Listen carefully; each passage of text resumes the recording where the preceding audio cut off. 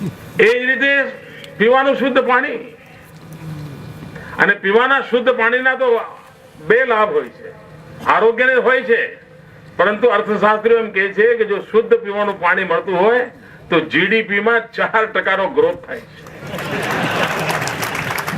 કેટલી મોટી એની આડઅસરો પોઝિટિવ હોય છે. આપણે અમદાવાદની અંદર સાબરમતીમાં નર્મદાનું પાણી લઈ આવ્યા. સામાન્ય માનવીને એમ લાગે કે વાહ, હવે સાબરમતી ભરેલી લાગે છે, પુલ ઉપર ભાવે તો આમ જોવાની મજા આવે છે, એને એટલું જ લાગે. પણ મિત્રો, એના જે લાભ થયા છે એ આરોગ્ય દૃષ્ટિથી જોઈએ તો સાબરમતીમાં નર્મદાનું પાણી આવ્યું વર્ષો પછી. દરેકના ગ્રહયોગો હોય છે ને ભાઈ.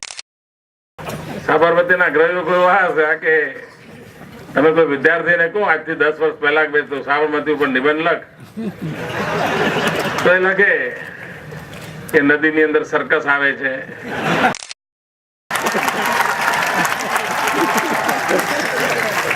નદીમાં ક્રિકેટ રમવાનું હોય છે.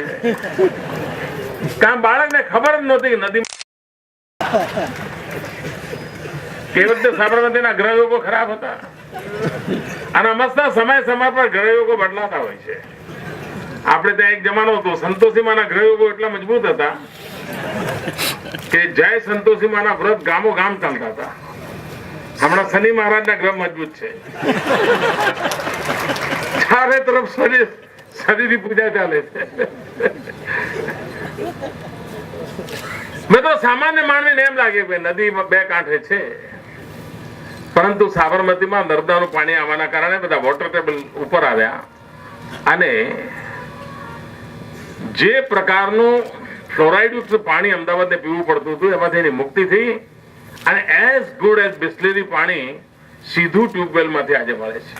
કારણ કુવાના શુદ્ધ પાણી ઉપર આવવા માંડ્યા.